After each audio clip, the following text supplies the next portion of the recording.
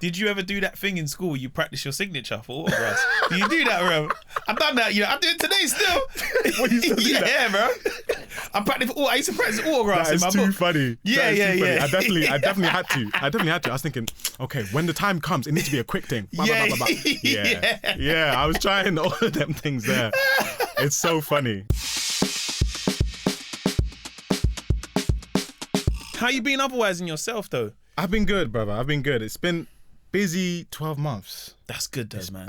It is good. That's great to see, bruv. Yeah. I seen your story. I think it was yesterday, and I think it's like, maybe it was a dump. Yeah. And you were speaking about some of the things that you're doing and touring and stuff. Yeah. I just felt so proud, man. It was so good to see, bruv. That's so sweet. No, I appreciate that, man. It's been a grind. Yeah. It's been a journey. So you're beginning, right? Like, you're from Uganda, right? I'm Ugandan and Kenyan. Yeah. Okay. You grew up in Uganda? I was born in Kampala, but we moved to Newcastle when I was 1. Okay.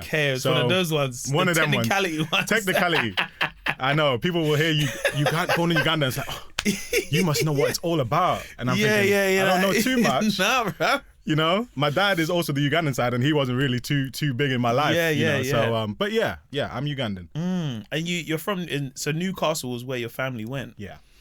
What was it like for young Victor in Newcastle? Because I've been to Newcastle. Yeah.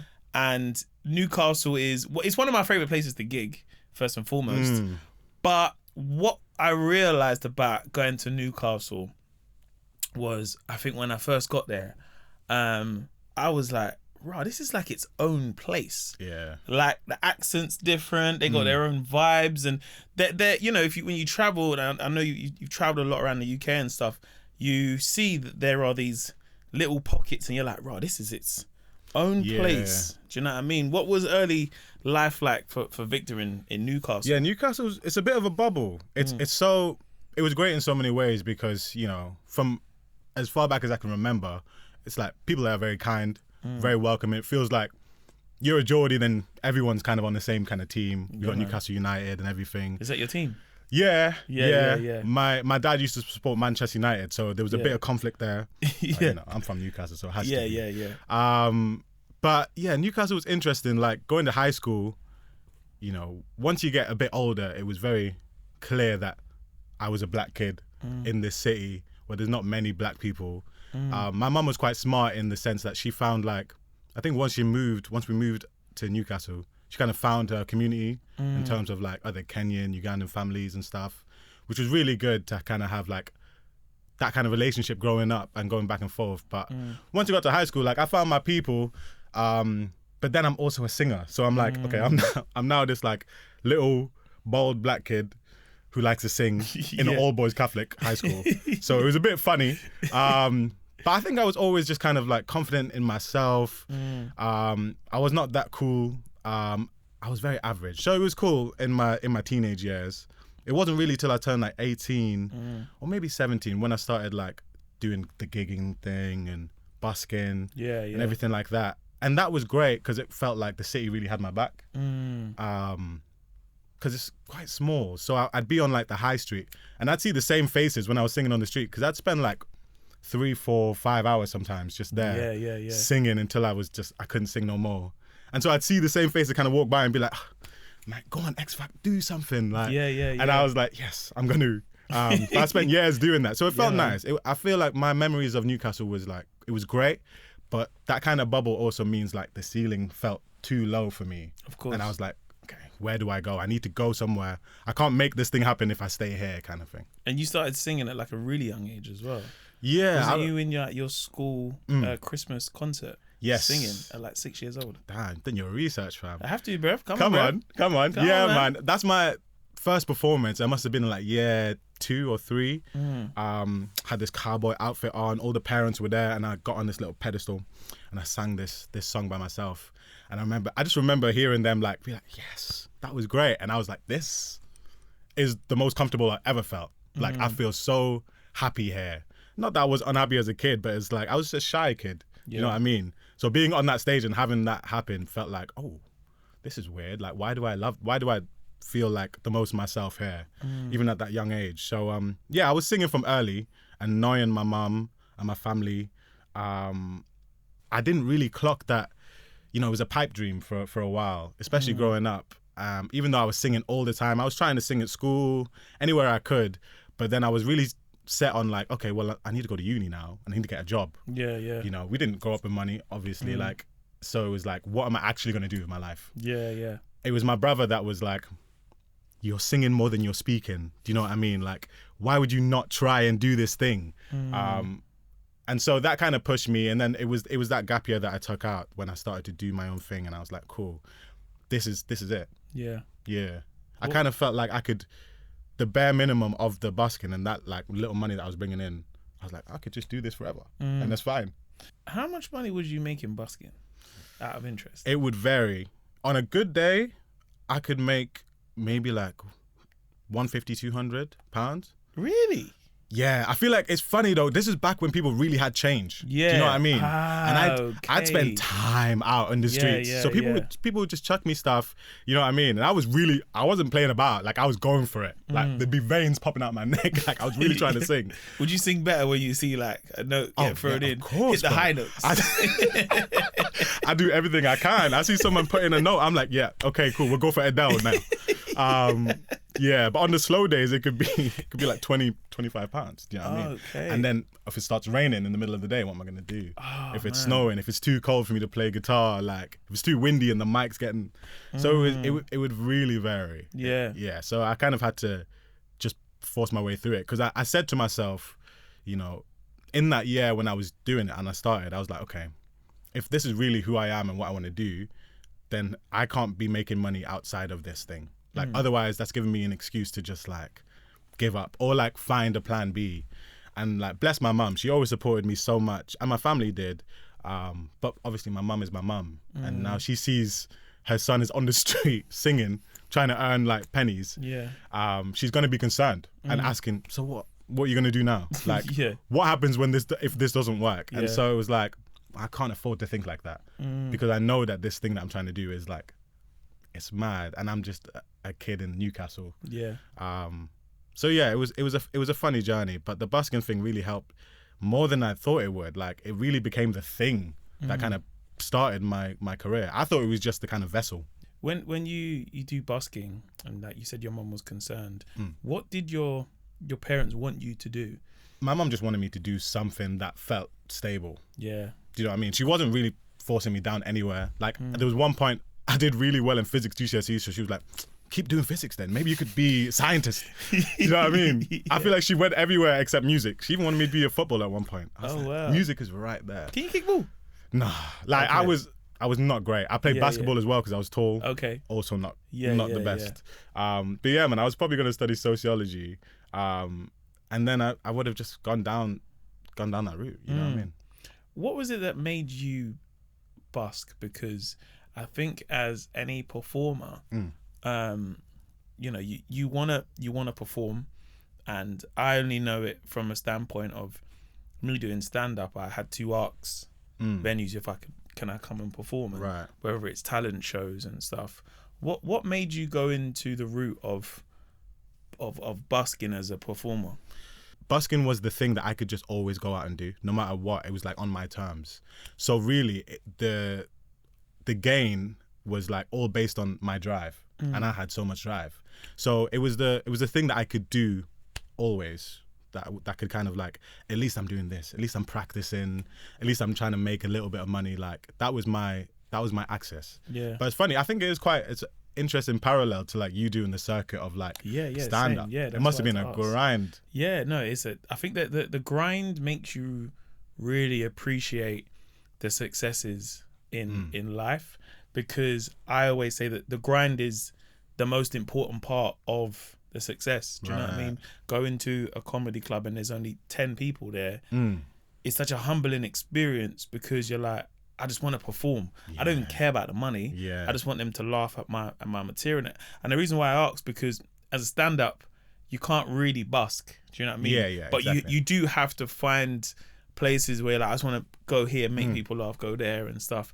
But I'm so intrigued to ask, because I think the level of vulnerability that you put yourself in front of, to go and sit in front of people, not say sit in front of people, but like perform in a place where people haven't come to see it. I think that's why I had to ask, because in stand up, even at a young age, where I was like, I'm just gonna go to this thing, but they're expecting some kind of performance. Yes. Do you know what I mean? Yeah. But like on the high street when you're busking, they're not expecting it. So it's almost like, I don't know, that the level of vulnerability must be so much higher. Do you know what I mean? It is. And I don't think I really realized, more recently last year I started doing it with other artists. And like some artists were really down and others were like, nah. Yeah. And I was like, oh, I see. I get it. It's like when you do gigs, you can really control everything. You can control the sound. You can control how people will feel when they come in and stuff. And people know what they're expecting. Whereas on the street, nah. It's like you are there in your little corner and you're interrupting all these people's days. Hopefully they'll enjoy it. Yeah. But sometimes they won't, which also means the chaos can ensue. People can be doing whatever. They can be drunk. I've had people try to steal my money and run. Really? Yeah. And people like coming up to me, all sorts of racism and stuff like that as well. And then people just saying that I'm not good, which is also not very nice to hear. But I think the reward so outweighed that like any cons. And every time I would go out, without fail, like there'd be at least one person. Like there's hundreds of people walking these streets, right? There'd always be at least one person that like stops, looks, even like smiles, puts something in, or says something to me about how that like was like, I needed that, or something towards of that nature. And like that part was so rewarding. Man. That's so 100%, powerful, man. 100%. And it kind of turned, I was talking to my friend about it recently. It was like, obviously I went out. When I moved to London, by the way, like this was all I was doing, like for money. So I needed to do it, and I needed people to give me stuff, like put something in my case. But like, there was a point early on when I started doing it that I realized, I was confused, like why are people not stopping? Like this is so hard. And then I was like, well, I'm here to sing. Let me just put on my favorite song. I don't even think I can hit these notes, but let me just try it. Close my eyes. Get so into the song, I open my eyes and like, oh, there's like 10 people watching me. So I was like, okay, if I'm just loving what I'm doing, then someone's gonna enjoy it too. It's infectious, that kind of thing. And so that's the kind of thing that just kept me doing it. And I grew to love that interaction. That's why live performance is my favorite part of my job. So even though it's so uncontrollable, the variables, like I'm still here and I'm still putting my energy into this music, and it's affecting someone's life, and then it's kind of like that's a cyclical nature of it. So that's why I love to do it. Yeah, man. Your sister played a massive part in your musical journey because she introduced you to a lot of artists, like like Beyonce, Usher, Ed Sheeran, and stuff. How important was that for your journey of music? Because like the reason why I asked, my sister introduced me to a lot of music. Did she? Yeah, like my sister used to go to HMV and buy the records. Right. And I'd be like, oh, who's this? I'd put it on, and I'm showing my age now, but like we had a desktop computer, and I'd get the tracks and I'd burn them onto the hard drive and stuff. But some of them would have like music videos. Right. So I remember one of the music videos you would get on a CD was Pharrell and Jay-Z fronting. Oh, nice. And you get the video on it. Like it would be like, oh, you get the music video and 3 tracks. You get the clean. You get the let's say I won't say the dirty version, but the one with the uncensored version and the instrumental. Sometimes you might get a remix, but then if you put it in the computer, you could get the music video. But my sister was the person who introduced me to, I'd probably say 70, maybe 50% of the music I listen to today. So how important was that for you and your sister and your relationship? Yeah, it was big. Yeah, man. When I was in high school, she gave me her phone and it had like 2 albums on it. It had Born Sinner by J. Cole, and it had I Am Sasha Fierce by Beyonce. She also got obsessed with Ed Sheeran as well, like you were saying. And so all of these kind of things, it was like, that was a time as well before social media got so huge that you could just hear every song so often, all the time. And so I was just listening to whatever my sister was listening to. Same with TV. Like, honestly, this is what it is with older siblings. It's like, it's just hand-me-downs, even with music. So it was so important because, like, she got obsessed with R&B, 2000s R&B when it was happening, and then I grew to love Usher. Do you know what I mean? And Neo and all of these guys, and you know, when she was playing these kind of tracks like the Beyonce one and J. Cole, it was like, oh, it was opening doors for me, because it helped me realize it's not just singers that I love hearing. You know, I love hip hop. I love UK rap, grime, like, and that was like the window into it. And now that I'm older, I see that way more clearly, like how big of a role that played. But like, yeah, man, without that, like, it wouldn't have helped me develop the tools that I need as well. Because everything that I do in terms of creating music comes from my influences. And so it was so diverse, because that's what my sister was listening to. So like when I started writing, yeah, I loved what Ed Sheeran was doing. And that was the time when I started, you know, he was dropping like songs like A-Team, and I was like, oh, how is he writing like this? Like skin crumbling like pastries. What does that even mean? I was like, this is so good. But then I was listening to J. Cole, and he was like talking about like all sorts of stuff like Forbidden Fruit and all of these tracks. And it was like, I was hearing music differently with every new artist that was coming in. So yeah, man, big up my sister. She did bits, and you know, we've never actually talked about that. So she's going to be happy when she hears that. Nah, man, listen, man, I think it's interesting. I always say that the music you normally love is 9 times out of 10 the music that like your brothers and sisters had played growing up.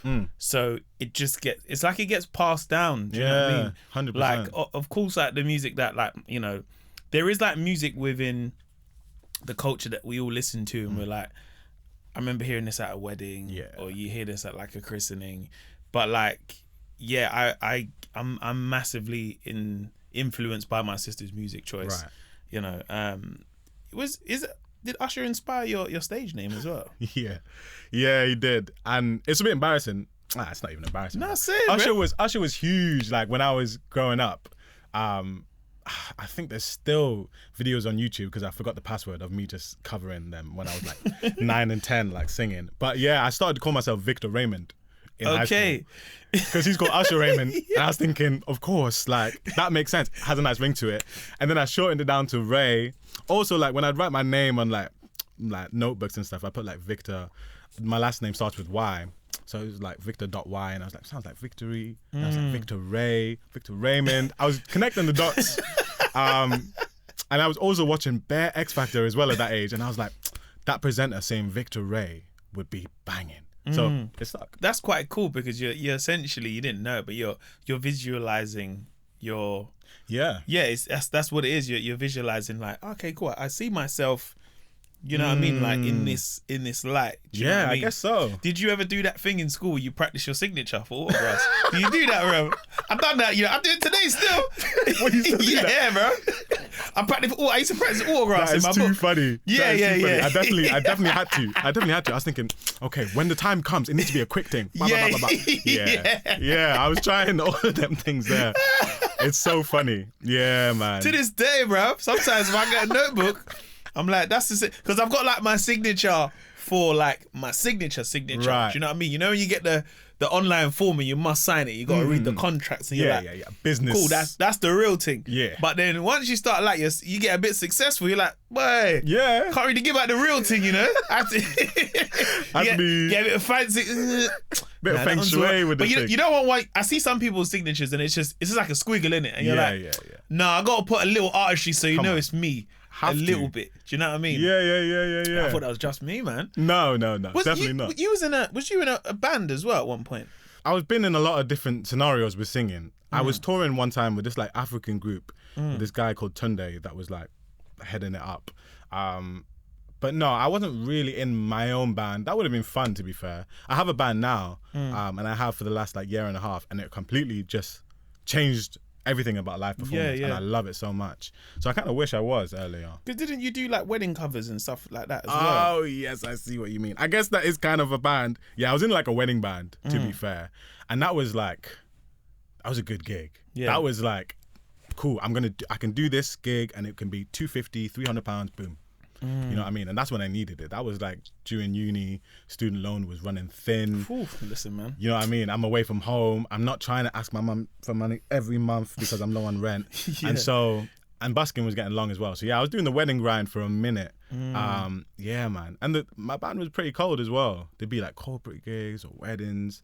And that's when I got into like, what was it? Like garage and stuff like that. Because we did like medleys. Okay. So we go from like 21 seconds into like an R&B, like Justin Timberlake. What, are you talking like with the guitars and that? Yeah. The drum kits. But even like the vocals, like it was all like it would go straight into it, bro. Swear. Yeah. So I learned, and that was my first introduction to it. I was like, bro, garage is banging. Yeah, so solid crew and everything. And I didn't realize everyone that gets married, like they love that kind of stuff. Oh no, they love that at a wedding. It slaps. Especially if it's live. I'm a big fan of live music, like.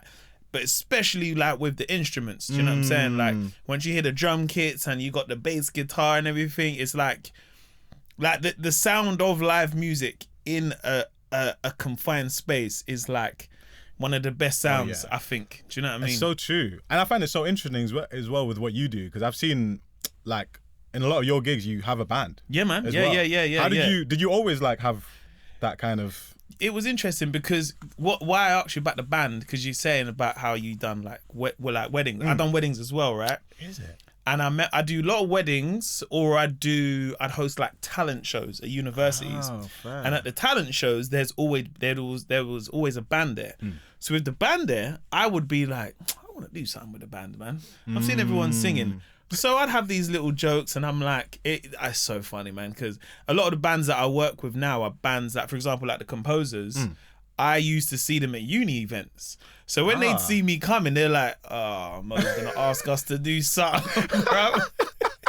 And like, it's different because now I understand the performers where they're like, bro, we got to change the keys and stuff. And I'm like, I hear that, and I'd be like, I'd get the mic and be like, yeah, what's going on, people, man? It's good to be here. You who likes grime? You know what I like about grime, yeah? It's got a fast tempo. Drum kit, man. Give me a 140 BPM. You got the man who like the drum. Oh, allow it, bruv. And then give me something with the keys. And then, nah, but make it darker. And then I start spitting, and everyone would get excited, and I'd say, oh yeah, the MC would do this, and then so I would really enjoy that moment of doing comedy. But the bands, oh my god, especially because at this time these bands don't know me as me, innit? They're not like, oh, like now it's different. Oh, we know Mo, man. Yeah, man, I see him on the TV or I see him at a show and whatnot. But back then I was like, who is this guy, bro? Like, fuck this guy.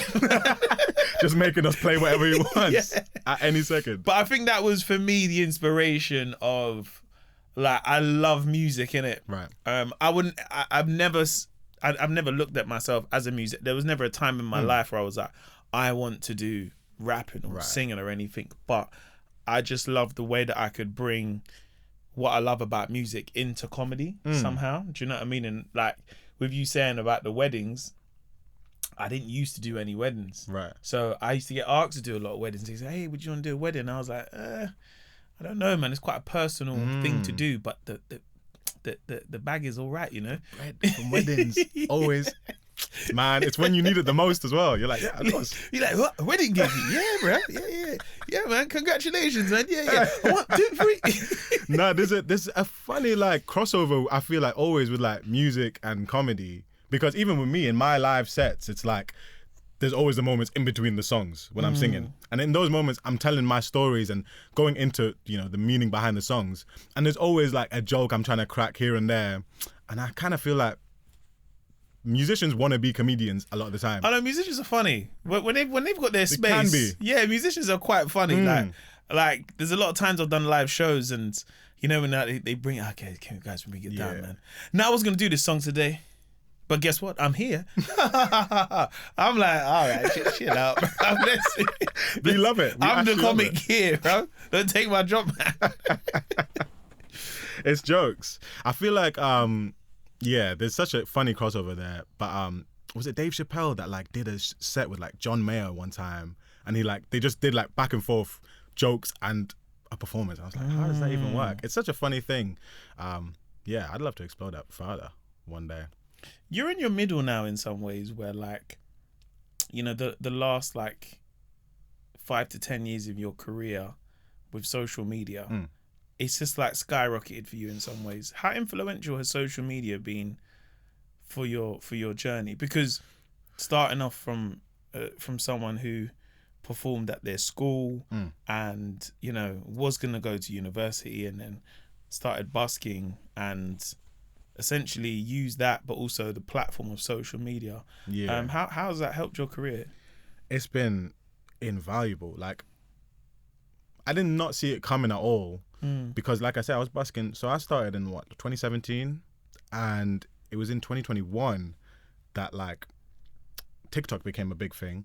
I went out busking because it was after lockdown, one of the lockdowns, and I went out with my friend and we recorded myself singing one of these songs. We put it up and it just blows up out of nowhere. And I had been posting on there before, but it was the first time I had posted any busking things. And so once that happened, it just opened the floodgates, and it was like people, and it was something that I was doing all the time, so it was authentic. So I felt very happy about that, but I did not know like that was also my window and my door into the music industry. Like so many people started reaching out, labels and all of these kind of things.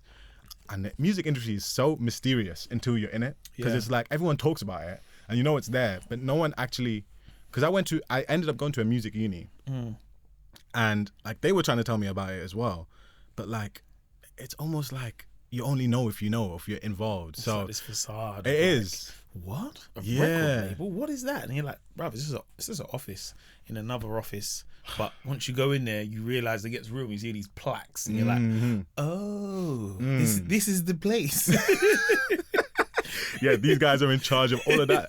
So yeah, social media, and it's continued to be, because I started out just singing the covers, obviously, and then like a year after that is when I released my first single, and that was like 2022, end of 2022, so like start of 2023. And I was really worried, but like a lot of, you know, people that found me through the busking thing were supporting me and my music as well. And since then to now, it's like, it's just been a vessel for me to use. And that's not to say that it doesn't get jarring at times or draining, because I don't know, any time that you spend thinking about yourself and your numbers and everything about your career for too long, it's going to get to you. And so in the beginning, my success was literally dictated by how many people were watching the video and liking it and everything. So that was like, it also creates a precedent in your head where it's like, oh, now this video is not doing well, or like this period of time where I've released these songs, it's great, and now this period where it's a bit slower, oh, no one cares. And so it's kind of like getting over those hills, realizing that it's like you're building a fan base, it's real people, you know, doing live shows and building a community. But yeah, man, it's been crazy, and I think it continues to just like be more and more important. But yeah, I'm still trying to find my way around it and really use it as an extension of like the medium, because it's easy to just like do what everyone does and like do stuff that's inauthentic to you. And I'm just like, I'm not trying to do, like, listen, if you're doing TikTok dances and everything and that's you, and like I meet you and it makes sense, then do that. You meet me, I'm not a person that you'd think would do like these mad TikTok dances, so I'm not going to do that. So it's like trying to find a way to like use it and be consistent, but then also stay in me. And that's been the biggest task of it all. But yeah. What's it like going viral as a musician? Because I think that currency now has become so high for, you know, creatives, you know, at a point in their career where you're like, the thing that I wanted to happen is now happening. What was that experience like for you? It's so good. Like that first time I was talking about when it first happened was amazing, because it was like, cool, I've been doing this thing for 4 years. I've been singing on the street. Now people are finally caring. Like it's that, but when it's your own music, because that happened like the next year or like the year after that, and all these people suddenly like they're invested, and also now they're looking at your catalog, everything's up, your spirits are up, your happiness, your numbers are up, and now it means like the team's excited, the label's excited, so it's great. In the moment, it's the best, but it's interesting because you kind of need to figure out how to like capitalize on that as well, because there's all these new faces and eyes on your thing, on your work or a specific song, and now it's like they're there, but they're there because of that song or that moment or that video, or you sang a note and like it went viral or anything like that. So you have to take it with a pinch of salt, but you also have to like, okay, cool, now you're here, you have to recognize that and be like, cool, there's new people here. Let me introduce myself to you and like let me like bring you into like this community, this like gang that I have going. But yeah, it's like the biggest high, and then it can really drop quickly as well, because viral moment. No one's viral forever until you get to a certain threshold, and like your actual established name, household name, you're not going to be viral forever. So it's like, and the music industry, because everything, people are forgetting still how recently it changed into social media dictating everything.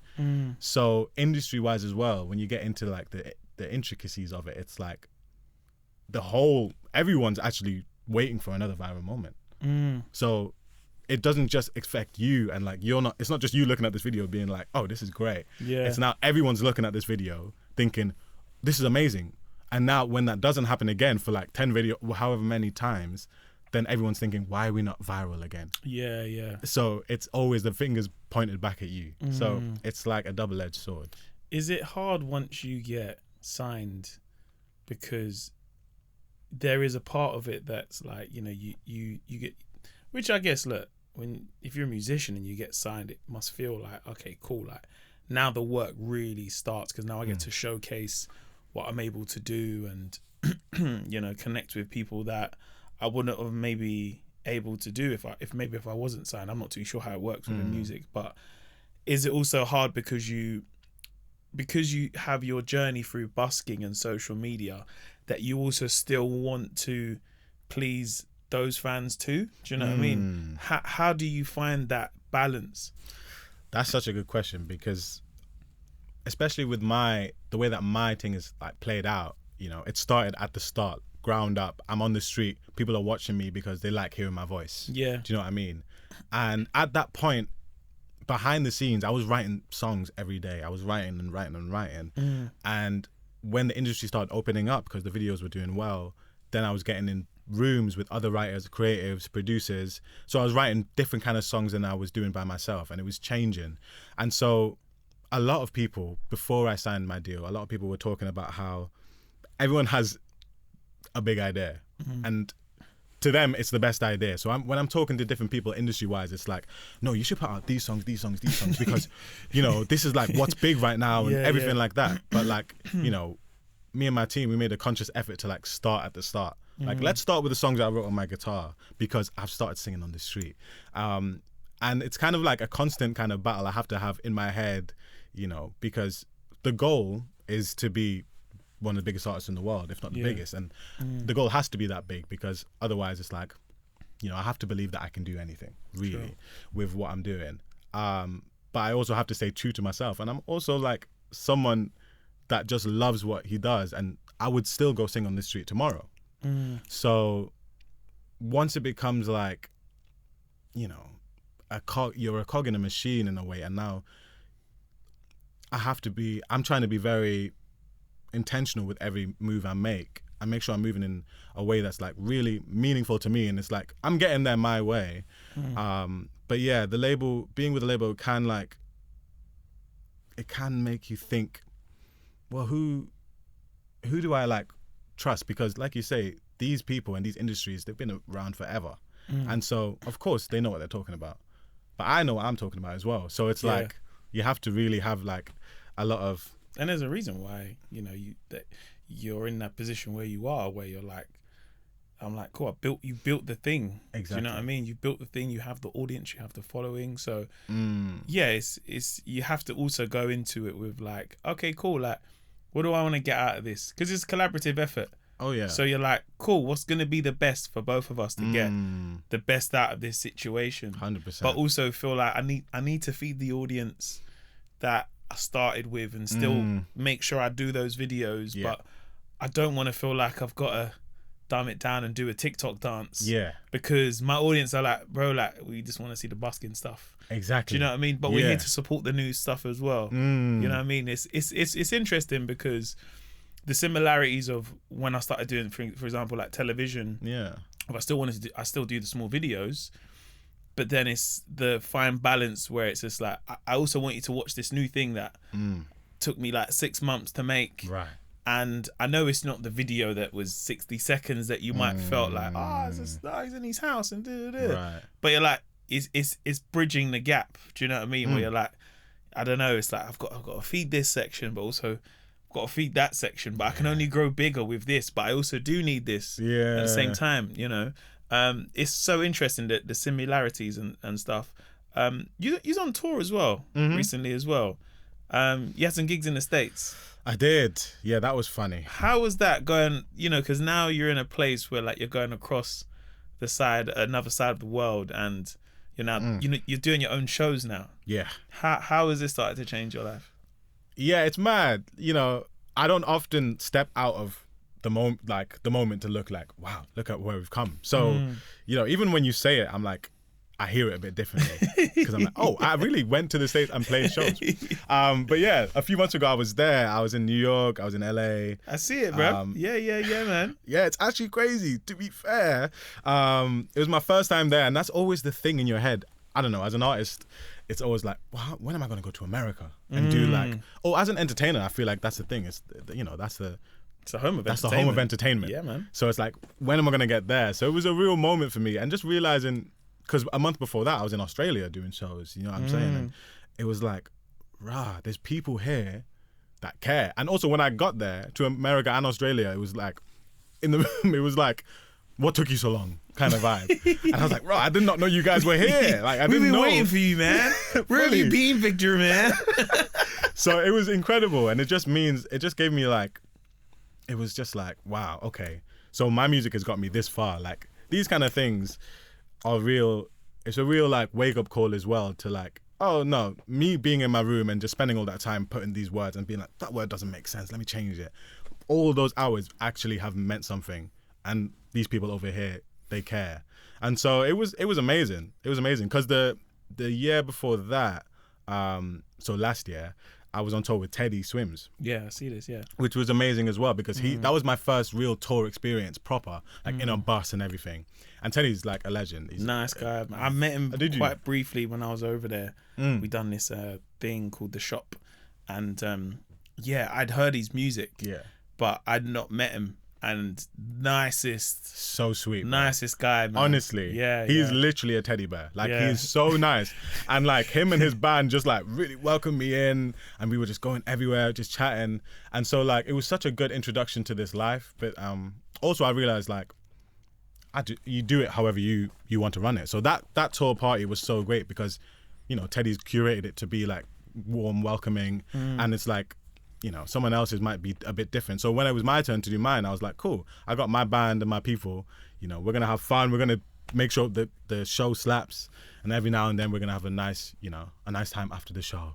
But it was like, it was good to kind of, in this kind of industry and being a musician, there's not many people that can relate to that. It's such an interesting, you know, lifestyle and like the challenges that you go through in your head. So to have someone like Teddy to bounce off of, even in that short period, and any time that we've like met up afterwards, it's like, it was really important.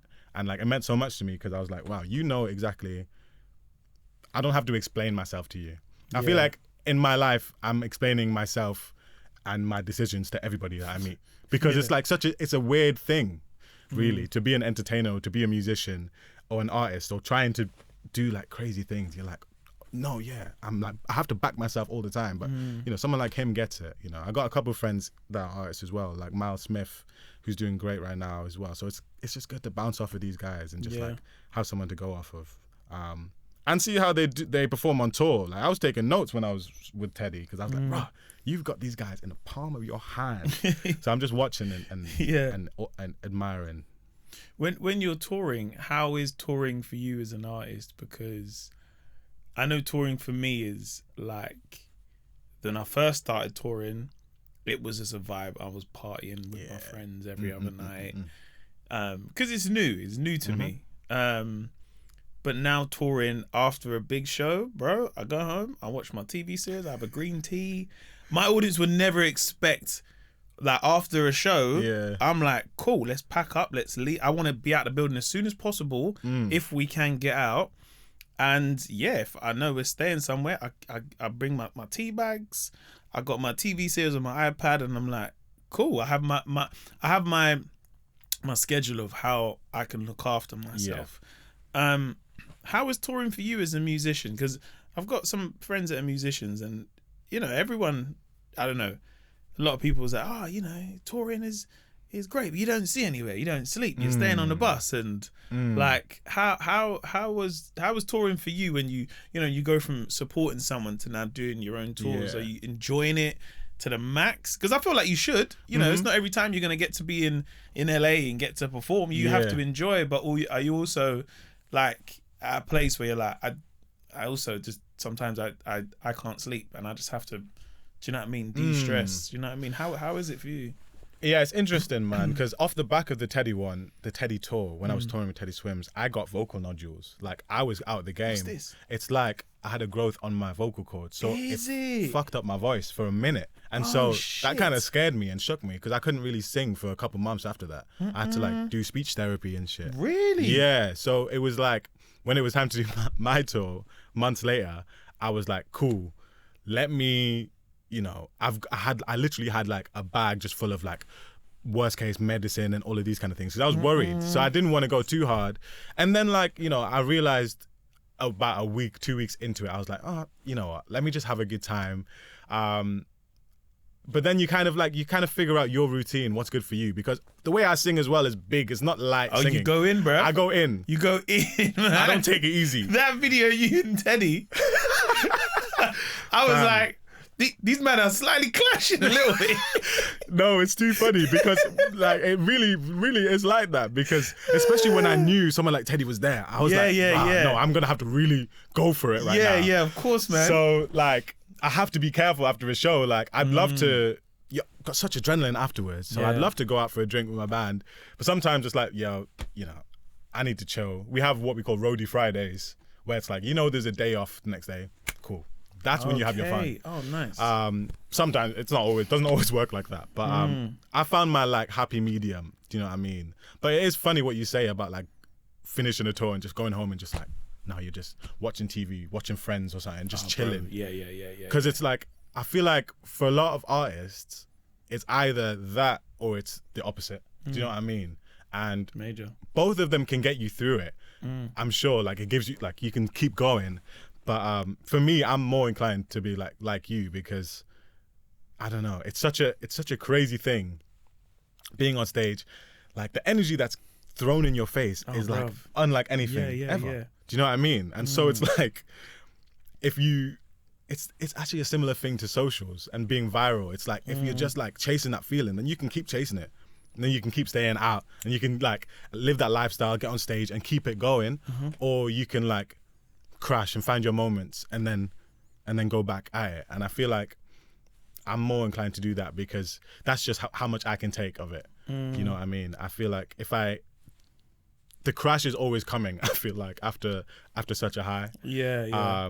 So like sometimes I just need complete peace after that. What do you do for peace? Bro, I play video games, I'm watching anime. Or I see my friends and we'll link up, you know. I got some friends, some really good friends back in Newcastle, so I try to see them as much as I can. Family and stuff like this. Honestly, mostly video games, to be fair, or like hanging out like with my girlfriend or something. But it's people, you know what I mean? My circle's always been quite small for a reason, because like these are the guys that know me. I always talk to people about this. I'm like, my best friends, I love them, but it's like, imagine having to try to make another best friend. You know the amount of stuff I've gone through with these guys. I'm too old to like go through all the drama that it took for me to build this friendship group up. So I like my little circle, and it's nice because they just get it. Yeah, you know what I mean? I know you mean. You're like, it's tiring, boy. I got to start knowing who your family members are, what your vibe is. Fully. Yeah. Fully. Yeah. So I like to see them. I stick with those guys, man. You know what's interesting? You say that because like you get to a point with your friends where you're like, don't get me wrong, like I can make friends, but adding new ones at this stage and bringing them into the group. Or I don't know, you know. I don't know, man. Nah. I can really take a few years ago, I could really take anything, like the drama or like dealing with these situations. Now it's like, I know you so well. And now I'm gonna try and bring someone else into this like this little unit that we've got. That's too long for me, man. Yeah. I'm good. Like, I like making new friends and stuff, of course. But like, yeah, I'm very tactful, I think, who I keep letting to my little bubble. To your circle, yeah, I think it's always been like that, because early on as well, I've met other people that were trying to be artists and stuff, and like, you know, they were doing all sorts of shit like when I was 18, and like they were having like little shows, because they'd have little moments of like virality even back then. And then they'd be going back doing like coke and stuff and all of these kind of things. And this was before I even like was old enough to even know what was going on, like, or what happens at parties and stuff like this. And so it's like from there, I was always like, okay, well, let me just like, who's actually bringing value to my life, and who can I bring value to? Yeah. And let me stick there. Listen, when their friends start doing real stuff, you're like, you know what? I'm all right, you know, bro. Yeah, I'm good. You might do some real stuff over there. Yeah. I just like green tea, bro. Fully, bro. Fully. But speaking of peace, you've got a new piece of work coming out, which is your mixtape as well. Yes, I do. How does this feel? Because I feel like now you're at a point where, you know, you are really starting to enjoy the fruits of your labor. You know, you're going to Fashion Week and performing on television. Is it VE Day? Yeah. You know, performing to millions of people. So how is it now bringing this piece of music out where, you know, now you are a household name? You know, no one gets on television without being a household name in some ways, or, you know, going to things like Fashion Week, but also touring and, you know, how are you feeling about this new piece of work that can now get you out there to a wider audience? Man, I'm so excited about it. You know what I mean? Like, I feel like since I started releasing music, this part of the journey has felt like the start. Like, when I get the point that I'm about to go into is like, okay, now I've shown you guys, you know, what I like. I've shown you different influences, genres and everything. But the music that now I'm about to put out is what I've been wanting to put out for the longest, you know. I started off singing big songs because I love it and that's what I want to do. But I wanted to get there in my own way. So now it just feels like, cool, I'm in. And I actually feel ready for it, which is good, because I didn't actually know that I was not ready for it, like some months back. But it's like, even in terms of just like being confident in myself, how I dress, being able to like chat to you or anyone, it's like this lifestyle and like wanting to be an artist and like a big artist. It's like, there's so many things that you don't think about when you start. Yeah. It's like, how do I really feel about stuff? And how do I want to come across, and, you know, all of these, like, how do I want to treat my fans? How do I want to tour? Being on TV, it's like, okay, all these eyes are looking at me. You don't think about all of that. So now I feel very ready and confident. And I also just know the music is slapping. So I'm just like, I'm gassed. I'm ready to get it going, to be fair. Yeah. So man, it feels like the journey is starting now. Yeah. Do you know what I mean? And in talk of the journey starting now with the mixtape coming out, I assume we'll have the Victor Ray album. Yeah. Now, I know it's always hard for artists to speak about this when they're like, yeah, it's coming out, but not yet. But listen, when it's ready, it's ready. Do you know what I mean? So, and I know as well, like, an album is like, you know, that for you, it will be essentially like a piece of work where you're like, I'm putting like my life into this work. And I only use the comparisons of comedy in a way where it was the same with my special. Right. It was like, all the work is going into this thing because everyone is waiting for this thing. Like, you know, you'll watch some of the videos, which is probably my version of like my mixtapes and my EPs, or the appearance on a show where you're like, oh, that 50-minute clip is all right. But they're like, cool, I've been to the tour, but what's the special saying? Like, do you know what I mean? So when you look at like you getting like prepared for the album, how do you envision it? And I'm not asking when it's coming out or who's on it, but how do you envision that first like piece of work? It's such a, I love albums, bro. I love albums, and I love ones that like really tell a story. So like, even just the creation of it, it's like, it's such a big thing. Like, I've wrote hundreds and hundreds of songs, but what I've like learned in this last year is like, cool, I'm gonna love what I make, the songs that I make in this year right now. Like, I'm gonna love it right now. And I used to think about this album, like, I've been thinking about this album for since I started making music, so like 3 years. And the songs that I wrote a while ago that I was thinking, that'll probably go on the album. I'm a different person now. Yeah, but I've had to learn like the value in my opinion. Like I have good taste. That's what I've had to actually understand. So it's like, cool, what am I really messing with, and what's really happening in my life right now that I can really use and make into something amazing, and like have this body of work that I can be proud of and really be like, no, this was me. This is me right now. And like also this is my statement to like the world. Albums are like, you know, that's like the thing for an artist, you know, like it's like a special, I guess, for you. I'd actually be curious how you, like when you started writing the material for your special, because it is a interesting parallel. So similar. Yeah. For most comedians, it's, you know, the tour. When I think of my first tour to the special, very, very different, but also quite similar. So when I first start writing that special, I'm like, okay, cool. Like I've got this idea for this bit in the tour, and then when it comes to recording it, I was like, okay, this isn't a tour show that I'm going to record. Right. This is, for me, at my first special was 10 years worth of material that I had that I'm like, if you ever see me once ever, whether you like it or not, this is going to be your go-to. This is to be like, I don't know this person, but I'll check it out. And that was always my route in. If you've never heard me before, never seen me, this is the 10 years of work I have that I'm going to show to you. And I think for me at that point, I was like, I might not make another one of these ever again. Right. But at least this is the one that is like, oh, I absolutely love that. Yeah. I remember where I was when I first seen it. Or someone might even say, yeah, not really for me. But you know what? I was like, you watched it. That's all I need. Yeah. Do you know what I mean?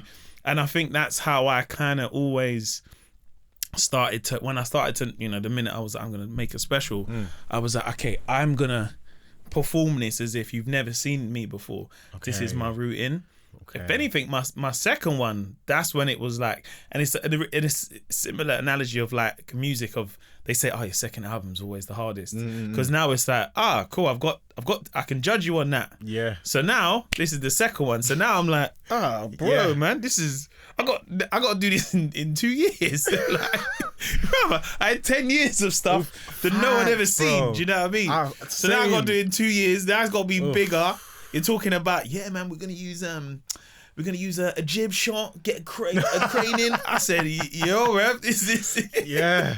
I don't know. Sequels are always hard, though, and they usually don't hit the same. That's why. Hey, listen, man. That's why I think like the parallels of music and comedy is so interesting, because I seen my special as the thing where I was like, okay, cool, this is the one that I'm gonna showcase to the world. You know what I mean? So. That's why I kind of had to ask a question of albums, because I know it's always contentious with any artist where they're like, yeah, I'm working on it, but but it's just seeing how you envision it. Is it your piece of work that this is my lifetime's work, or this is the sound that I've always wanted to make, but now with a backing of an audience and a record label, you do get a better budget. Do you know what I mean? You can get much better engineers where you're like, I want to make this stuff. You know what I mean? It's always interesting to pick an artist's brain about stuff like that, you know. Your end, in some ways, right? Your journey is really like in its forefront in some ways. Do you know what I mean? Yeah. Where, you know, you're having major success, whether that is, you know, touring around the world, or, you know, having an audience on social media. And with that journey just starting, you want people to get on board onto this train in some ways. Yeah. But as any artist, how do you start to envision the end goal, so the end of the journey? Because, you know, some people see it as, you know, I'm looking to take this as far as I can go, as far as that train can go. Or some people see it as that I'm looking to catch this train to the end of this station, and after that, I plan to just do maybe acting. I'm not getting on a train. I'm getting on a car. I'm getting on a plane. Do you know what I mean? How do you start to? Because I feel like your journey is so inspiring, where you go from living in Newcastle and busking to, you know, social media success, which is not easy. Like it's not. Listen, social media success is not an easy thing to get in this day and age. Yeah. To then being signed and then touring and supporting artists, to being on television and now enjoying the fruits of your labor. Do you know what I mean? Going Fashion Week, it's a vibe. Do you know what I mean, bruv? Where you're like, bro, that's my man. Oh shit, bruv. Yeah. Hey, picture. You're like, oh yeah, I'm here, man. And it's only right. But how do you start to look at like some of those endpoints of your journey to see where you can take it to a different level or a different part of your journey in some ways? It's interesting, like thinking about the end is funny because I feel like I've always thought about it and it's changed every time I've thought about it throughout the years. When I first started busking, I'd probably think I'm at the end because I'm like, if I can tour the world and perform these songs, then I've made it. And now it's like, oh no, like I can go all the way. I can go to wherever this train is going to take me. But I think now, you know, having made music and having started and being at what I feel like is the real start of this journey and thinking about the end, I love, you know, I'm so in love with music and I love the contributions people have made to music, like a Ed Sheeran and how he changed pop, do you know what I mean, with the way he wrote, or like a Stevie Wonder and how he sang and how, like, you know, these are people that I look back on and everyone can look back on and being like, this person was so important to music. And now me thinking about my end, it's like, how can I give the world something that everyone is going to remember?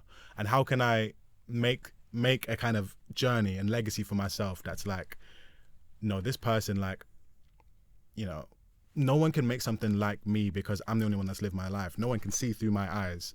And so even if someone's going to write a song like I've written one, it's not going to hit the same because it's my story. So it's like, how can I really work on my craft and make this like, it's undeniable. And that's kind of how I think about the end. I feel like a destination, I can't see it because the only time I'm going to get there and when I probably will feel like this is the end is when I feel like there's nothing else I can contribute to, like music. There's nothing else that I can do, or there's nothing that I can say in a way that is valuable. So my end kind of looks like, cool, I have given everything that I could possibly give. And I've proven to myself and the world that, you know, I'm good at what I do. I can make music and I can tell my story as this kid grew up like from Uganda, grew up in Newcastle and like took over the world. Like my story matters and I've put that in paper and I put it in music. That's probably what my end looks like. I don't know what it's going to sound like.